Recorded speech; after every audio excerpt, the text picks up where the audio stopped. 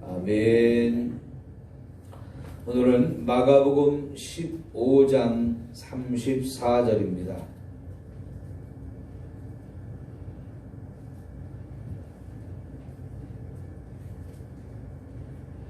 마가복음 15장 34절입니다.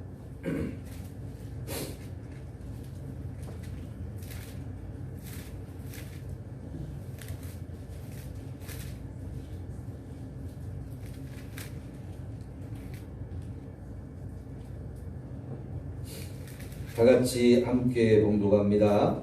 제9시에 예수께서 크게 소리 지르시되 엘리 엘리 라마 사박다니 하시니, 이를 번역하면 나의 하나님 나의 하나님 어찌하여 나를 버리셨나이까 하는 뜻이라. 아멘.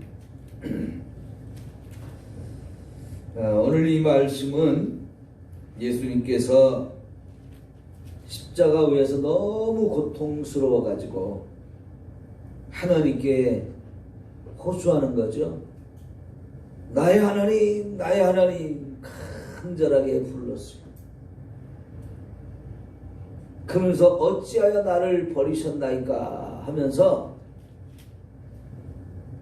마치 하나님을 뭔가 좀 원망하는 듯한 그런 표현이지만, 너무 고통스러워서 자기의 고통을 표현하는 것이고 하나님께 구원을 요청하고 있는 거죠.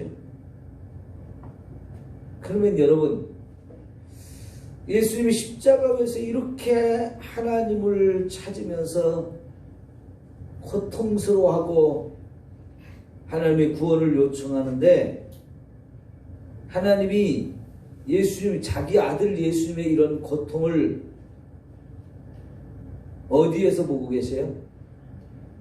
네? 저 하늘 위에서 보고 계시는 거죠.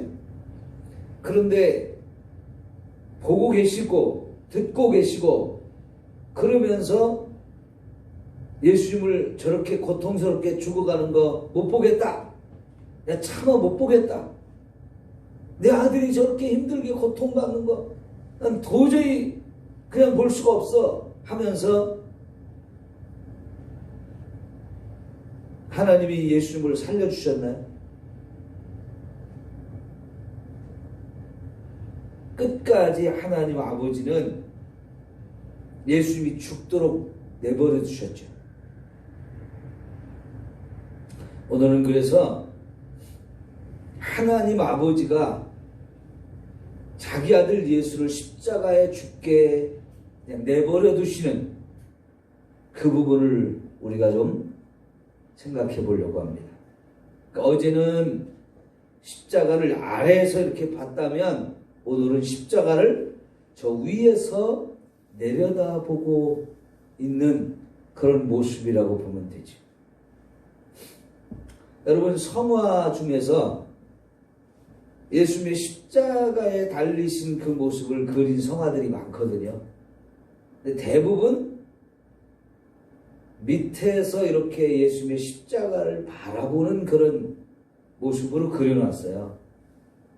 그런데 스페인 화가 달리라고 하는 화가는 위에서 이렇게 내려다보는 십자가를 그렸어요. 그 그림은 아마 여러분이 이렇게 쉽게 본 그림은 아닐 것 같은데, 그래도 우리가 머릿속으로 한번 생각해 볼 수 있죠.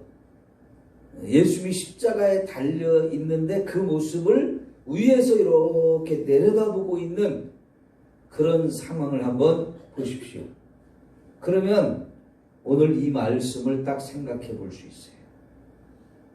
예수님이 하늘을 하면서 나의 하나님 나의 하나님 어찌하여 나를 버리십니까? 라고 이렇게 외치고 있는데, 그것을 하늘 위에서 다 들으시고 보고 계시는 그 하나님 아버지의 그 마음, 그러면서도 그거 다 보고 들었는데도 불구하고 끝까지 예수님의 그 고통을 덜어주거나 예수님을 십자가에 내려오게 만드시거나 이러지 아니하시고 그 고통 속에서 막 부르짖고 절규하는데도 불구하고 하나님은 끝까지 참으셨어요.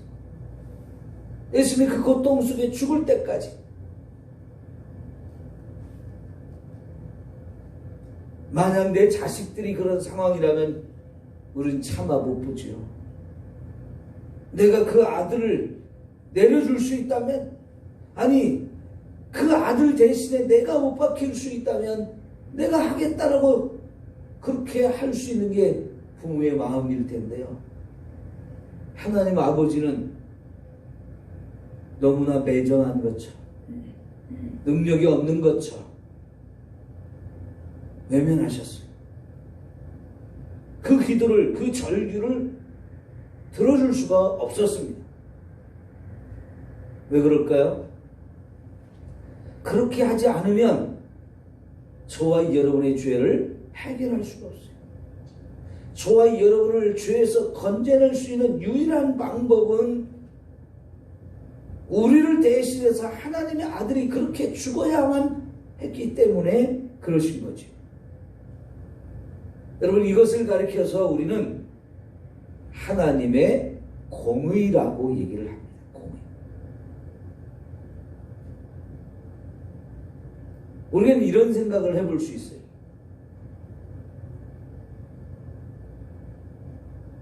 누군가 큰 죄를 지었어요. 큰 벌을 받아야 마땅하지 않나요? 그죠?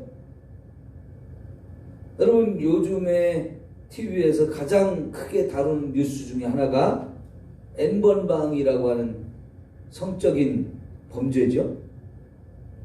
청와대에 사람들이 청원을 할 수 있는 제도가 생겼는데, 문재인 대통령이 되면서 청와대에 그런 것을 우리가 요청할 수 있는, 인터넷으로 요청할 수 있는 그런 길을 열어놨는데요.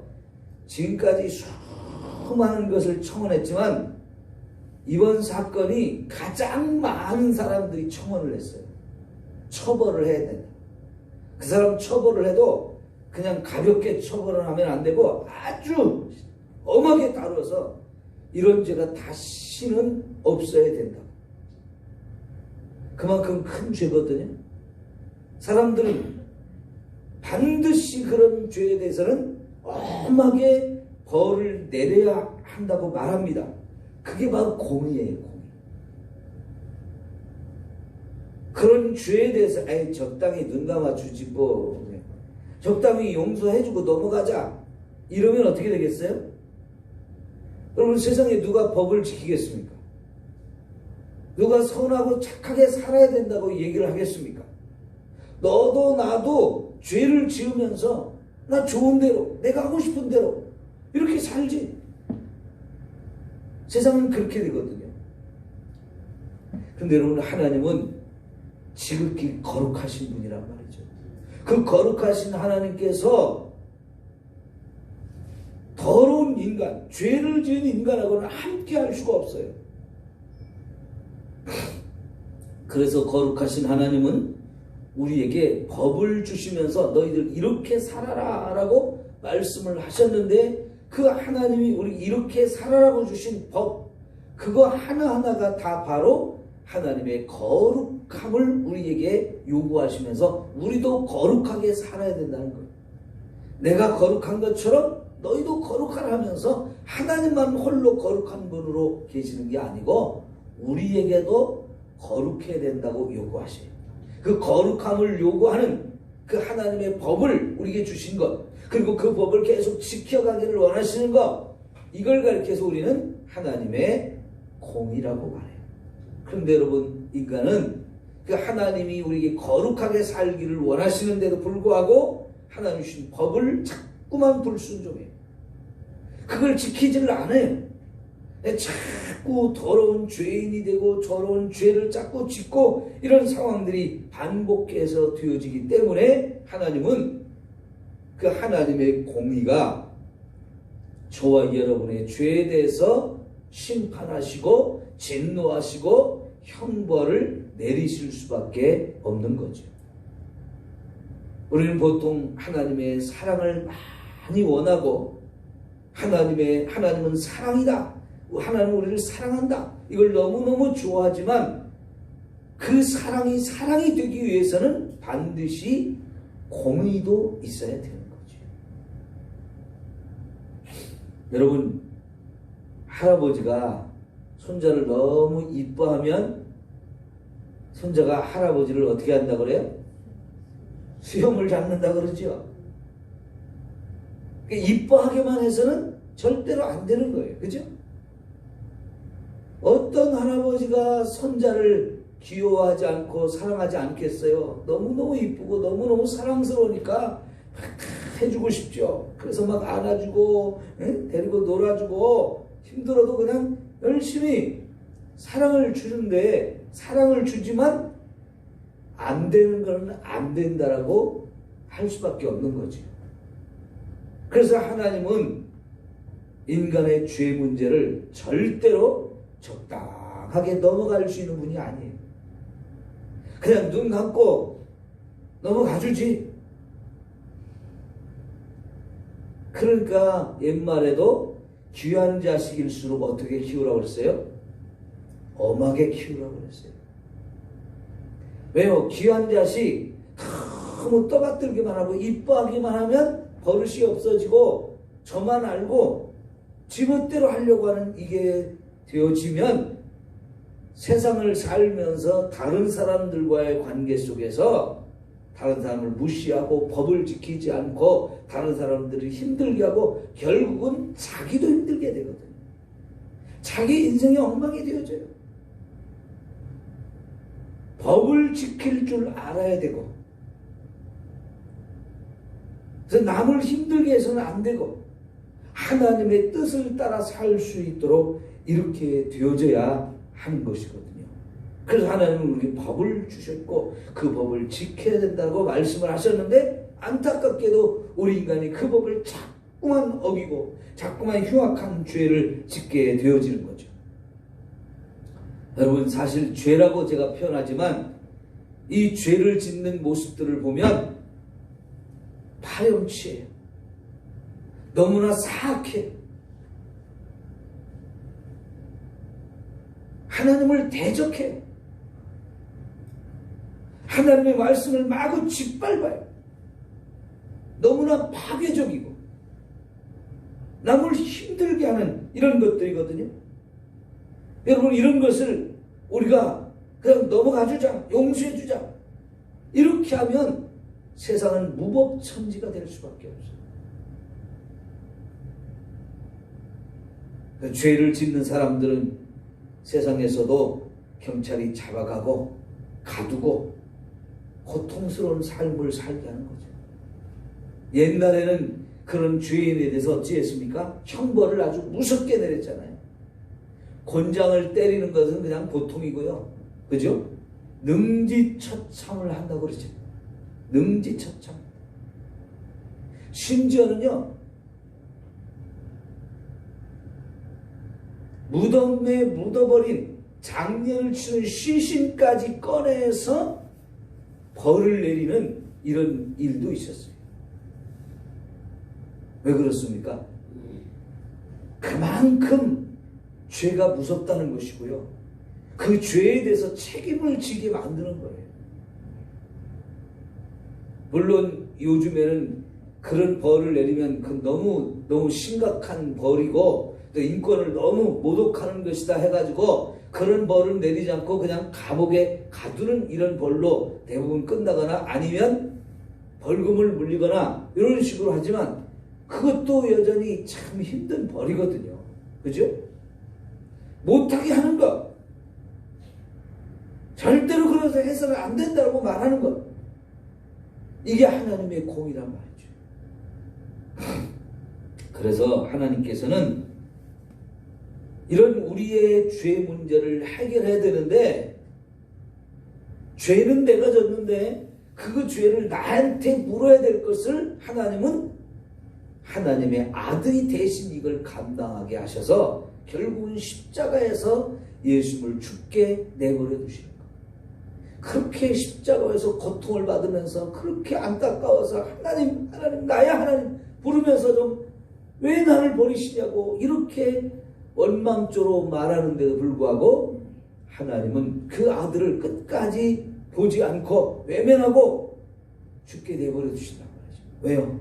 그렇게 해야만 저와 여러분의 죄가 용서될 수 있기 때문인 거죠. 여러분, 피 흘림이 없으면 뭐도 없다고 그랬어요? 죄 사함도 없다고 그랬어요.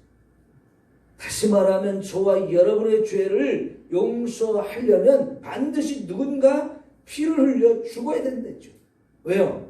죄의 싹은 사망이기 때문에.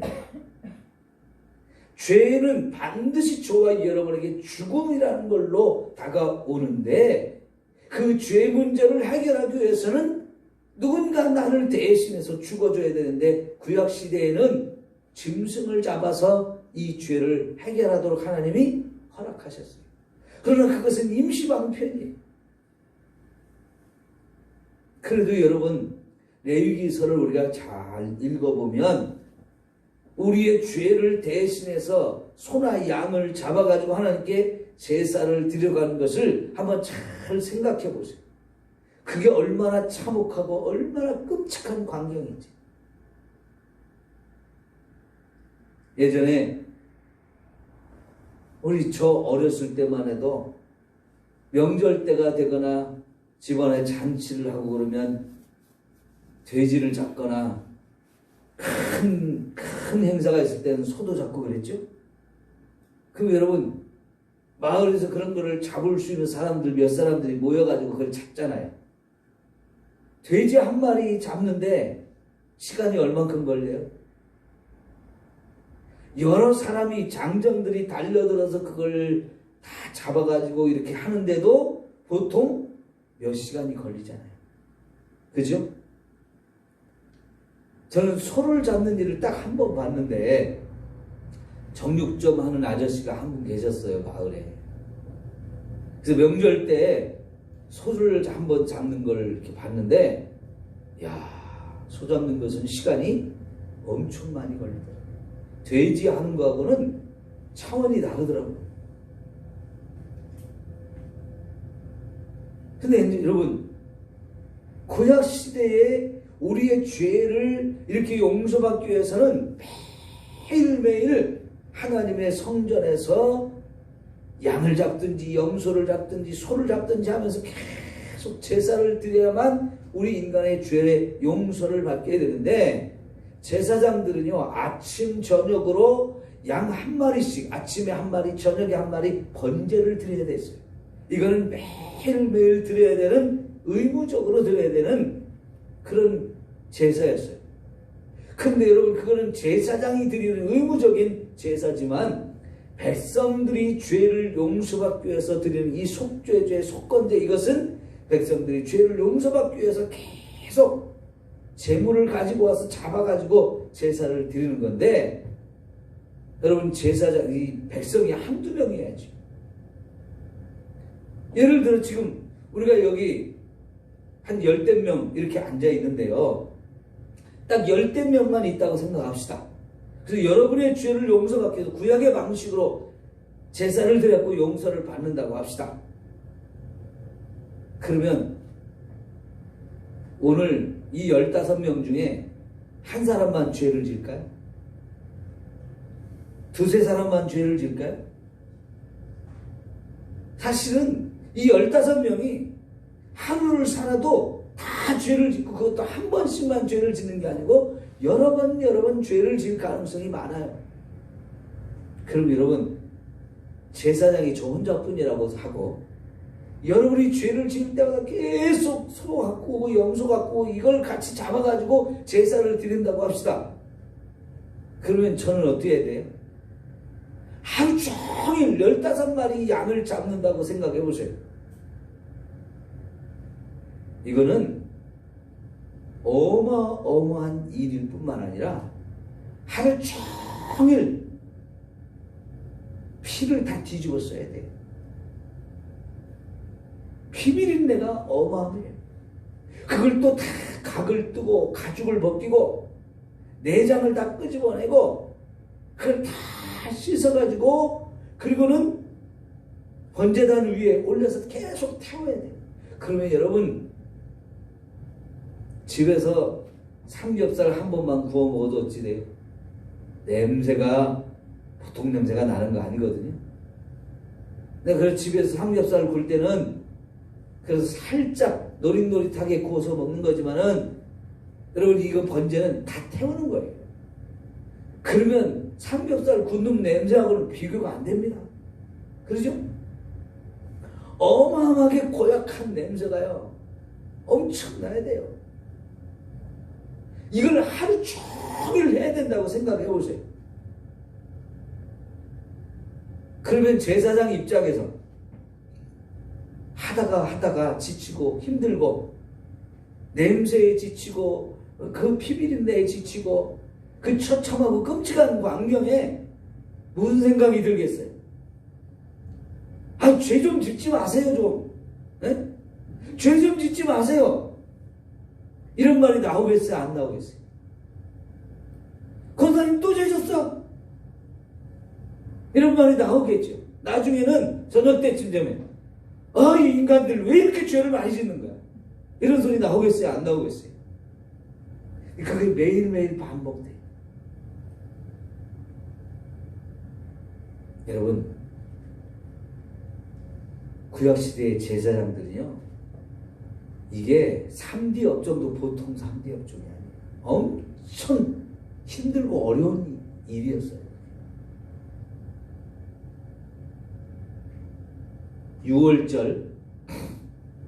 6월절 하루에 유대인들이 잡는 양의 숫자가 그 당시 인구를 생각하고 계산해 보면 약 25만 6천 마리 정도를 잡았다는 거예요. 구약시대에 6월절 하루를 지키기 위해서 그날 잡는 이 양의 숫자만 어림잡아 계산해도 25만 6천 마리.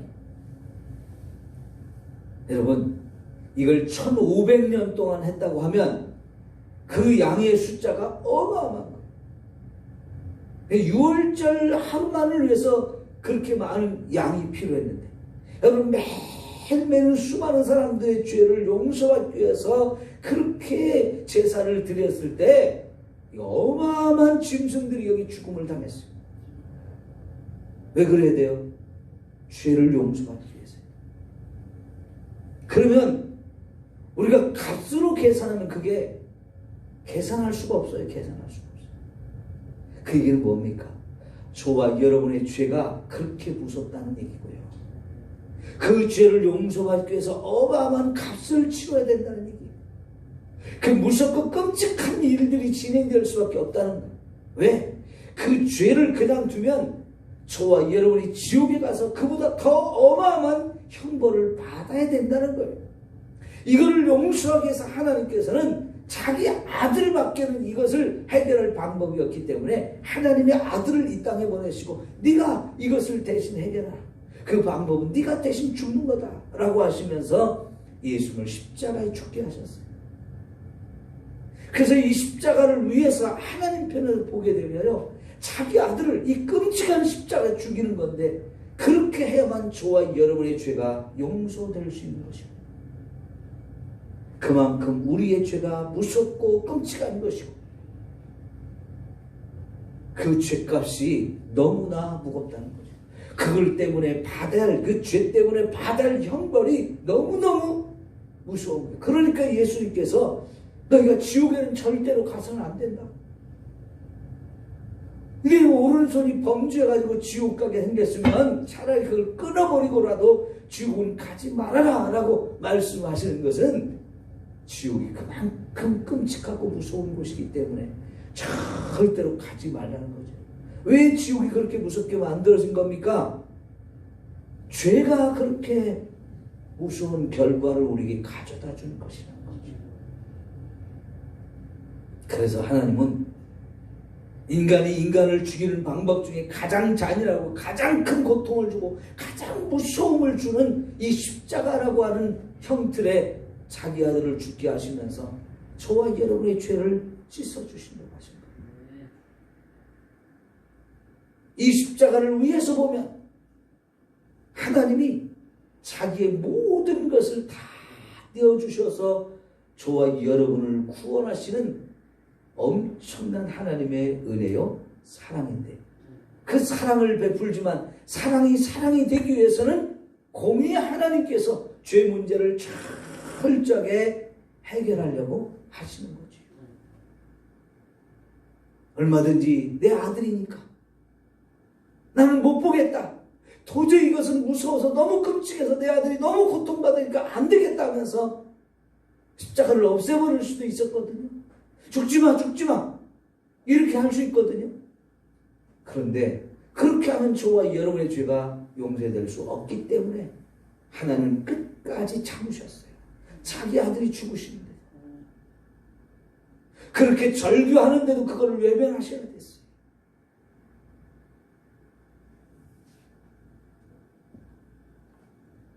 자식이 일을 하다가 빚을 졌어요. 부모에게 와서 이 빚을 갚아야 되는데 아버지 돈 좀 주세요. 줄 돈이 없어요. 결국은 집을 팔아서라도 주잖아요. 그죠? 내가 월세방으로 옮겨가는 한이 있어도 내 자식을 살리기 위해서는 집을 팔아서라도 주는 게 부모의 심정이잖아요.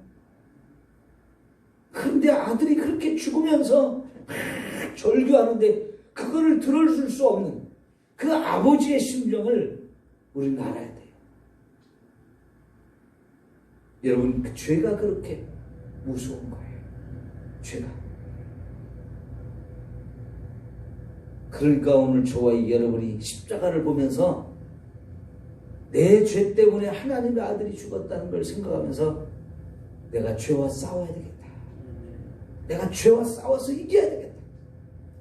죄를 안 짓고 거룩하게 살려고 몸부림을 쳐야 되겠다. 이런 삶을 우리가 살아야 할 줄 믿습니다. 기도합시다. 하나님 아버지,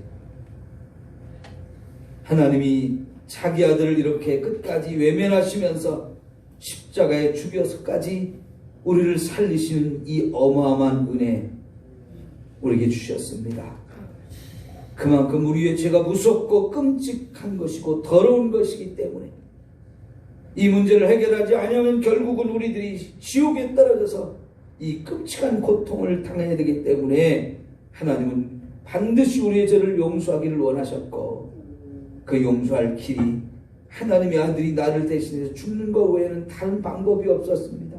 하나님, 정말 이 십자가는 하나님의 공의를 만족시키기 위한 어마어마한 사건인 것을 우리가 다시 한번 깨달으면서 나도 죄를 그렇게 무서워하게 하시고 죄를 철저히 싸워 이기면서 살게 하여 주옵소서.